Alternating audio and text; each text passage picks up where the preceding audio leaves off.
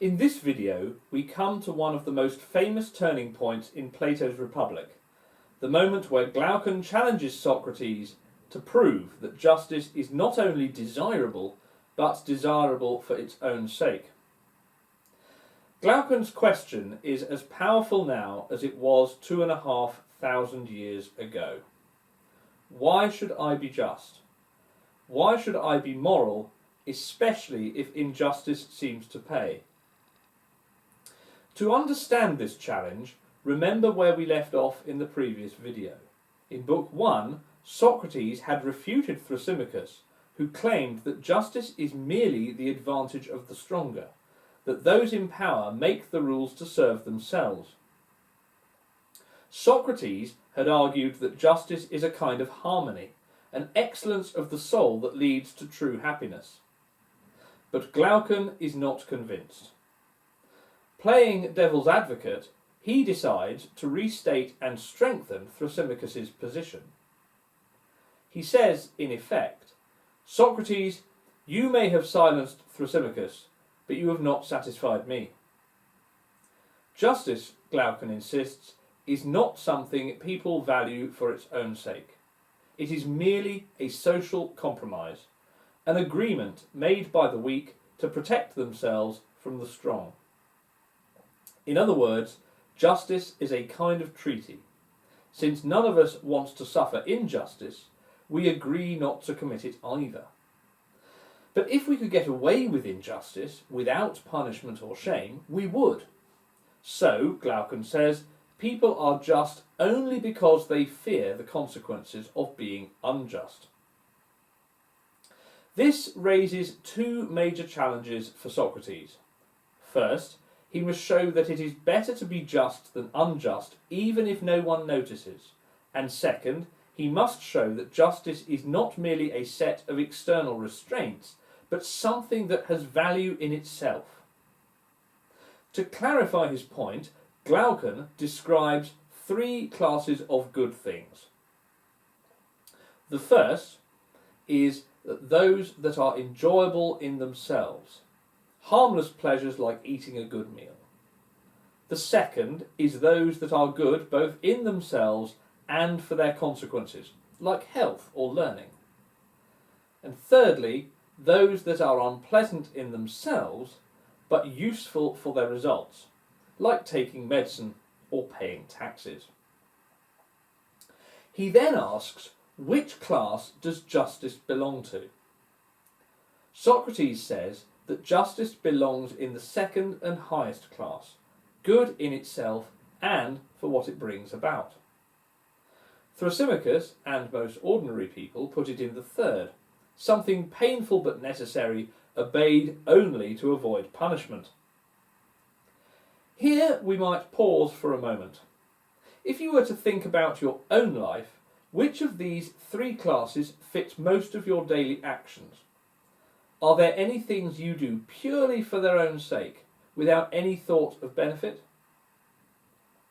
Glaucon presses this question to its limit, and uses it to build his most famous argument. He explains that human beings hate being wronged more than they enjoy doing wrong. Because most of us are too weak to get away with injustice, we agree to live by rules that protect us. Justice, then, is not a virtue but a strategy, a way of keeping our fear in check. To make his point vivid, Glaucon tells the story of the ring of Gyges. Gyges, a humble shepherd, discovers a ring that grants him invisibility. Once hidden from consequence, he seduces the queen, kills the king, and takes the throne. No one knows, and he lives in luxury. Glaucon's question is simple but devastating. If any person, just or unjust, had such a ring, would they not act in the same way as Gyges? Would even the most virtuous person resist the temptation to use that power for self-gain? Socrates is therefore asked to prove two things. First, that the just man would not be corrupted by the ring, and second, that justice is still worth having even if the just person gains no reward, indeed even if he suffers for it. To drive this point home, Glaucon removes reputation from the equation. He asks us to imagine two extremes: the perfectly just man who is thought to be unjust and suffers for it, and the perfectly unjust man who appears just and enjoys honour and success. Which life would we rather live? This is a haunting question. It invites us to look inward and ask, do we want to be good or simply be seen as good? Would we choose justice if it brought no praise or even punishment? From here, Glaucon broadens the argument. Our concept of justice, he notes, has both a social and an individual sense. We talk about just societies that distribute goods fairly, but we also talk about just individuals whose actions reflect moral integrity. Are these two the same?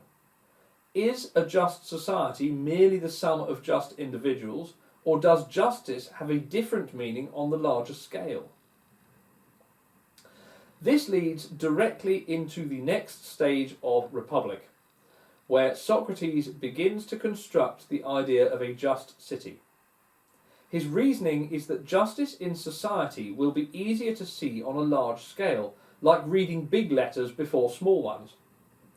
He starts with the basic needs of human life: food, shelter, clothing, and argues that societies form because individuals cannot meet all their needs alone. Division of labour emerges. Each person specialises in one task for which they are best suited. Here, Plato connects justice to order and harmony, everyone doing the work that corresponds to their nature.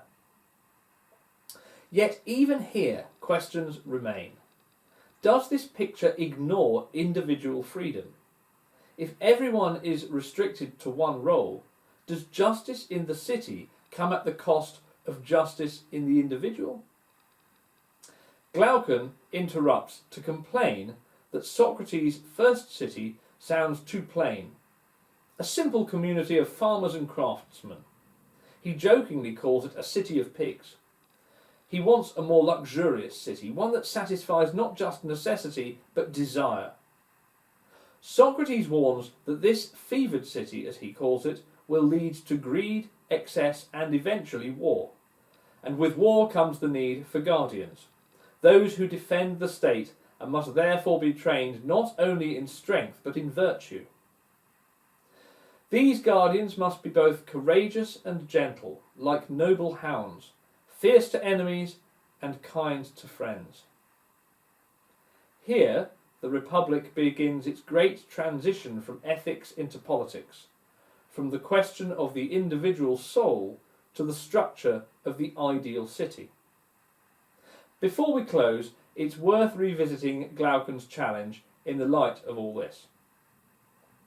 He has asked Socrates to show that justice belongs to the highest class of goods, that it is good both for its own sake and for what it produces. But is this even a fair challenge? Could there ever be an argument strong enough to persuade someone who simply does not care about morality? What reason could a Gyges character have for resisting his own ring? We are all left to wonder whether Glaucon's threefold division of goods really captures the complexity of moral life. Most of what we value, after all, is good both in itself and for its effects. Perhaps Glaucon's neat categories oversimplify the richness of human motivation. And finally, we can ask ourselves, would we act justly if no one were watching? If we could be invisible like Gyges, would we still choose to do what is right? Socrates' answer, which unfolds through the rest of the Republic, is that justice is not a constraint on happiness, but its very foundation. To act justly is to have a well-ordered soul. To act unjustly is to live in inner conflict. The question now is whether he can prove it.